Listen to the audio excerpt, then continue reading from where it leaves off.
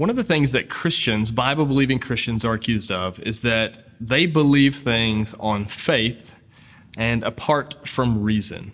So the idea in our culture is this, that the more reasonable you are, the less you're going to believe in the Bible, the less you're going to believe in God or things supernatural. The idea that there's this tension between reason and between faith.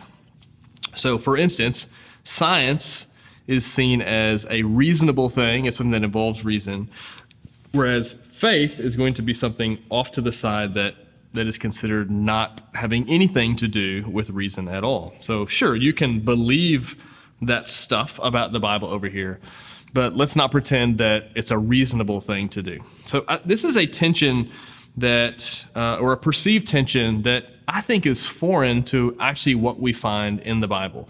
And I think we're just using the word faith incorrectly when we talk about it.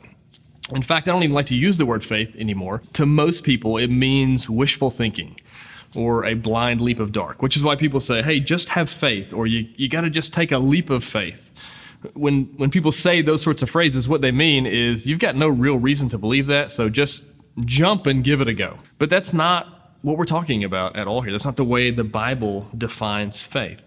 So the way the Bible talks about faith is trust in someone or something. So the Bible, when it uses the word faith, what it means ultimately is trusting in God as a person, so that we're trusting what he says and we're living in light of that. So it would be similar to if there is an authority figure in science, for instance, that is in a position to know certain things that I don't know.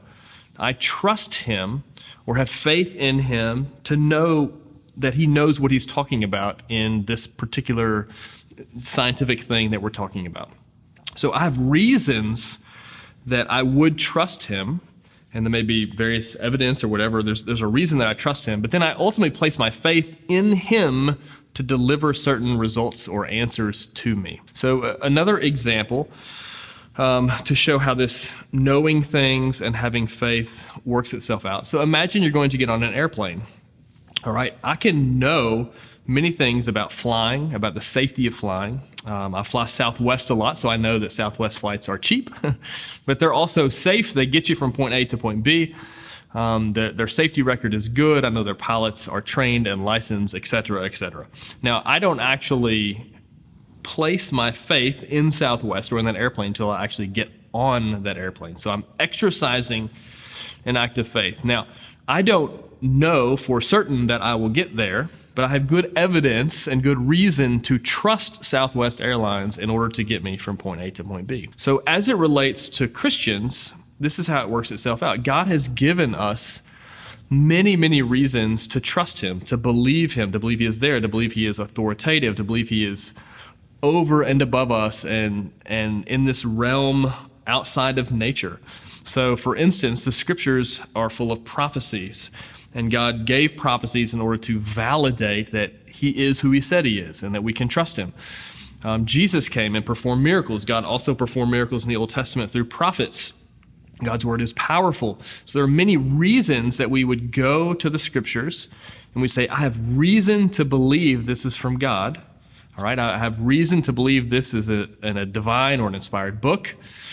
And on that evidence, I'm going to place my faith in God for things that maybe I can't see, but I'm believing it on his authority.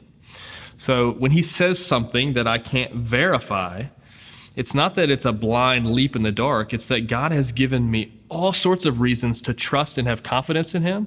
So when he says he forgives me, I believe that on his authority.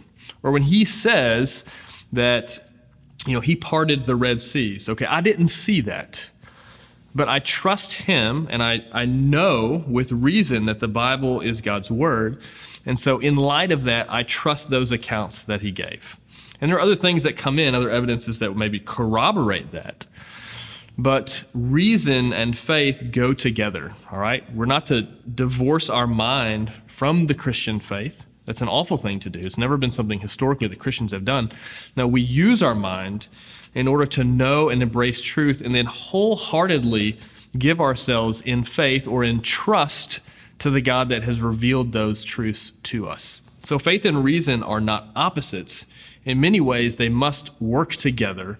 Reason brings forth evidence for us so that we have something firm that we can place our faith in and be very, very confident in that thing or in that person, in this case, Jesus Christ, that we can actually have faith in him and be confident in it. So don't be bamboozled by this idea that there's a tension. There is no real tension or contradiction.